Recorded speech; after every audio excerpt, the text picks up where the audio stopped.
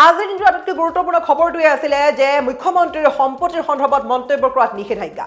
এই খবৰটো আজিৰ দিনটো অতিকৈ গুৰুত্বপূৰ্ণ খবৰ আছিলে যে পুৱাৰ ভাগৰ পৰা সমগ্ৰ ৰাজ্যজুৰি তীব্ৰ চাঞ্চল্যৰ সৃষ্টি হোৱা পৰিলক্ষিত হৈছে। এফালে যদি কোনোবাই সমালোচনা কৰিছে, এফালে কোনোবাই এই ধৰণৰ কিছুমান খবৰক লৈ সন্তোষ প্ৰকাশ কৰিছে। এছামে তাৰ মাজতে হিমন্ত বিশ্ব শৰ্মাক যদি কটুৰ ভাষাৰে সমালোচনা কৰিছে, আনফালে গৌৰৱ গগৈ কৰিছে সমালোচনা।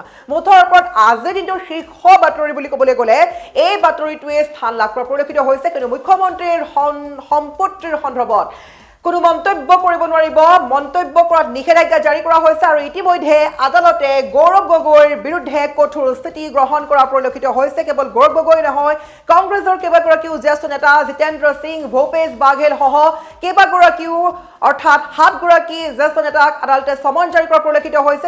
যিহেতু আজি পুৱাৰ ভাগৰ পৰা এই খবৰটোৱে আচলতে ব্যাপকভাৱে চৰ্চা লাভ কৰি আছে। আৰু এই মুহূৰ্তত আমি এই খবৰটো পুনৰবাৰ এইকাৰণে আগবঢ়াব চেষ্টা কৰিছোঁ যে আপোনাৰ দৃষ্টিত যিকোনো মুহূৰ্তত গ্ৰেপ্তাৰ হ'ব পাৰে নেকি গৌৰৱ গগৈ। এতিয়া গৌৰৱ গগৈয়ে যিকোনো মানহানিকৰ মন্তব্য কৰিব নোৱাৰিব মুখ্যমন্ত্ৰীৰ সম্পত্তিৰ ওপৰত। ডাঙৰ খবৰ লৈ আহিব চেষ্টা কৰিছোঁ। এবাৰ গৌৰৱ গগৈৰ সন্দৰ্ভত পুনৰ ডাঙৰ খবৰে জোকাৰি গৈছে। আৰু এই মুহূৰ্তত বাৰে বাৰে সুধিব চেষ্টা কৰিম যে আপোনাৰ দৃষ্টিত যিকোনো মুহূৰ্তত গৌৰৱ গগৈ এৰেষ্ট হ'ব পাৰে নেকি। পুনৰ এবাৰ গৌৰৱ গগৈৰ বিৰুদ্ধে ডাঙৰ খবৰ আজি জোকাৰি গৈছে সমগ্ৰ ৰাজ্য। গৌৰৱ গগৈয়ে মুখ্যমন্ত্ৰীৰ সম্পত্তিৰ সন্দৰ্ভত যদি মানহানিকৰ মন্তব্য কৰে, তেন্তে মন্তব্য কৰাৰ পাছতেই বিপদ চাপি আহিব গৌৰৱ গগৈ। আৰু ইতিমধ্যে আদালতে কঠোৰ স্থিতি গ্ৰহণ কৰিছে গৌৰৱ গগৈৰ বিৰুদ্ধে।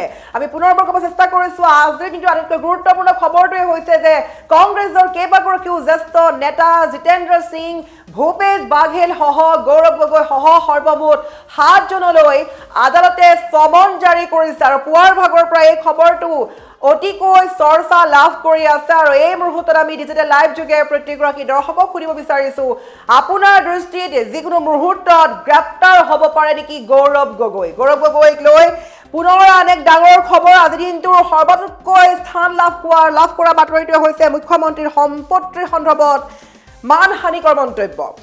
ইতিমধ্যে গৌৰৱ গগৈৰ বিৰুদ্ধে আদালতৰ কঠোৰ স্থিতি। আজি পুৱাৰ ভাগৰ পৰা এই খবৰে জোকাৰি গৈছে ৰাজ্য। মুখ্যমন্ত্ৰীৰ সম্পত্তিৰ সন্দৰ্ভত মন্তব্য কৰাত নিষেধাজ্ঞা জাৰি কৰা হৈছে। আৰু গৌৰৱ গগৈৰ লগতে জিতেন্দ্ৰ সিং, ভূপেশ বাঘেল সহ সৰ্বমুঠ 7 গৰাকীক আদালতৰ সমন জাৰি কৰি দিয়া হৈছে। আৰু এই মুহূৰ্তত আমি ক'ব লাগিব যে মুখ্যমন্ত্ৰীৰ সম্পত্তিৰ সন্দৰ্ভত মানহানিকৰ মন্তব্য নকৰিবলৈ আদালতে গৌৰৱ গগৈ নিৰ্দেশ দিয়া পৰিলক্ষিত হৈছে। আমি পুনৰ এবাৰ কৈছোঁ যে কেৱল গৌৰৱ গগৈ নহয়, গৌৰৱ গগৈৰ লগতে কংগ্ৰেছৰ জ্যেষ্ঠ নেতা জিতেন্দ্ৰ সিং, ভূপেশ বাঘেল সহ সৰ্বমুঠ 7 জন ব্যক্তিলৈ আদালতে সমন জাৰি কৰিছে। আৰু 9 মাৰ্চত আদালতত হাজিৰ হ'ব লাগিব এই কেইগৰাকী ব্যক্তি। আৰু অসমীয়া জানিব পৰা মতে অসমীয়া প্ৰতিদিন গোষ্ঠীৰ স্বত্বাধিকাৰীৰেও এই আদালতৰ নিৰ্দেশ প্ৰেৰণ কৰা হৈছে বুলি জানিব পৰা গৈছে। পিছে এই মতে ক'ব লাগিব বৰ্তমানলৈকে জানিব পৰা মতে জিতেন্দ্ৰ সিং, গৌৰৱ গগৈ, ভূপেশ বাঘেল সহ সৰ্বমুঠ 7 গৰাকীৰ নাম বাৰে বাৰে সন্নিৱিষ্ট হৈছে। মুখ্যমন্ত্ৰীৰ সম্পত্তিৰ সন্দৰ্ভত গৌৰৱ গগৈ কৰিব নোৱাৰিব কোনো মন্তব্য। মুখ্যমন্ত্ৰীৰ 500 কোটি টকাৰ মানহানিৰ গোচৰত স্থগিতাদেশ জাৰি কৰিছে আদালতে। 9 মাৰ্চত গৌৰৱ গগৈ সহ 7 জনক আদালতত হাজিৰ কৰোৱাৰ নিৰ্দেশ প্ৰেৰণ কৰা হৈছে। গৌৰৱ গগৈ, জিতেন্দ্ৰ সিং, ভূপেশ বাঘেললৈ আদালতৰ গুৰুত্বপূৰ্ণ নিৰ্দেশনা। আনহাতে আন এক তথ্যমতে বিভিন্ন সংবাদ মাধ্যমত প্ৰকাশ পোৱা তথ্যমতে অসমীয়া প্ৰতিদিনৰ স্বত্বাধিকাৰী জয়ন্ত বৰুৱালৈও ন্যায়ালয়ৰ নিৰ্দেশ প্ৰেৰণ কৰা হৈছে। আৰু সংবাদমেলত মুখ্যমন্ত্ৰীৰ বিৰুদ্ধে মানহানিকৰ তথ্য দিয়াৰ বাবে আদালতৰ এই কঠোৰ স্থিতি। আমি পুনৰ ক'ব চেষ্টা কৰিছোঁ আজি পুৱাৰ ভাগৰ পৰা এই খবৰে আচলতে তাৎপৰ্যপূৰ্ণ বহন কৰা পৰিলক্ষিত হৈছে। পুৱাৰ ভাগৰ পৰা এটা বিষয়ে চৰ্চা লাভ কৰি আছে মুখ্যমন্ত্ৰীৰ সম্পত্তিক লৈ মানহানিকৰ মন্তব্য কৰা বা নিষেধাজ্ঞাক লৈ।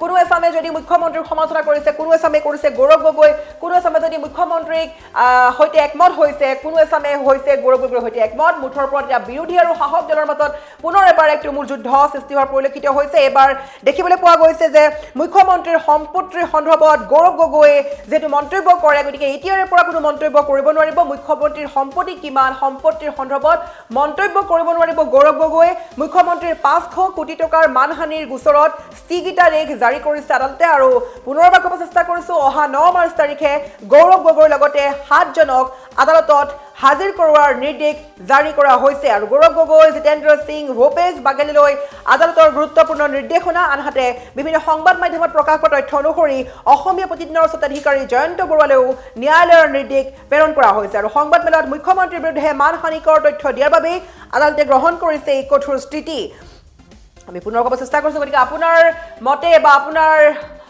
দৃষ্টিত গৌৰৱ গগৈ যিকোনো প্ৰকাৰে গ্ৰেপ্তাৰ হ'ব পাৰে নেকি এফালে গৌৰৱ গগৈৰ ওপৰত পাকিস্তান লিংকৰ সন্দৰ্ভত ভয়ংকৰ তথ্য ফাদিল কৰিছে মুখ্যমন্ত্ৰীয়ে গতিকে এই অভিযোগ যদি সঁচাকৈ সঁচা হয় যিকোনো মুহূৰ্তত গ্ৰেপ্তাৰ হ'ব পাৰে নেকি গৌৰৱ গগৈ আৰু পুনৰ এবাৰ গৌৰৱ গগৈক লৈ আন এক খবৰ আহি পৰিছে পুনৰ এবাৰ খবৰ আহিছে যে গৌৰৱ গগৈয়ে যিকোনো ধৰণৰ সম্পত্তিক লৈ মুখ্যমন্ত্ৰীৰ সম্পত্তিক লৈ মানহানিকৰ মন্তব্য কৰিব নোৱাৰিব নিষেধাজ্ঞা জাৰি কৰি দিয়া হৈছে 9 মাৰ্চ তাৰিখে গৌৰৱ গগৈৰ লগতে জিতেন্দ্ৰ সিং ভূপেশ বাঘেলক সহ 7জন কংগ্ৰেছী নেতাক হাজিৰ কৰিবলৈ সমন জাৰি কৰিছে আদালতে কঠোৰ স্থিতি গ্ৰহণ কৰিছে গৌৰৱ গগৈৰ বিৰুদ্ধে মুখ্যমন্ত্ৰীৰ সম্পত্তিৰ সন্দৰ্ভত মন্তব্য কৰাত নিষেধাজ্ঞা জাৰি কৰা হৈছে পুনৰ কৈছো মুখ্যমন্ত্ৰীৰ সম্পত্তিৰ সন্দৰ্ভত মানহানিকৰ মন্তব্য কৰিব নোৱাৰিব গৌৰৱ গগৈৰ লগতে জিতেন্দ্ৰ সিং ভূপেশ বাঘেল সহ সৰ্বমুঠ 7 গৰাকীক আদালতে সমন জাৰি কৰাৰ পৰিলক্ষিত হৈছে আৰু অহা 9 মাৰ্চ তাৰিখে তেওঁলোকক আদালতত হাজিৰ হ'বলৈ নিৰ্দেশ দিয়া হৈছে আনহাতে বিভিন্ন সংবাদ মাধ্যমত প্ৰকাশ পোৱা তথ্য অনুসৰি অসমীয়াৰ প্ৰতিদিন গোষ্ঠীৰ স্বত্বাধিকাৰী জয়ন্ত বৰুৱালেও আদালতৰ নিৰ্দেশ জাৰি কৰা হৈছে আৰু সংবাদ মেলত মুখ্যমন্ত্ৰীৰ বিৰুদ্ধে মানহানিকৰ তথ্য দিয়াৰ বাবে আদালতে গ্ৰহণ কৰিছে এই কঠোৰ স্থিতি গতিকে যিকোনো ধৰণৰ বা যিকোনো প্ৰকাৰে গৌৰৱ গগৈ গ্ৰেপ্তাৰ হ'ব পাৰে নেকি আপুনি পুনৰ কমেণ্ট কৰক আপোনাৰ দৃষ্টিত পাকিস্তান লিংক বা মুখ্যমন্ত্ৰীৰ 500 কোটি টকাৰ সম্পত্তিৰ মানহানিকৰ মন্তব্যক লৈ যিকোনো ধৰণে গৌৰৱ গগৈ গ্ৰেপ্তাৰ হ'ব পাৰে নেকি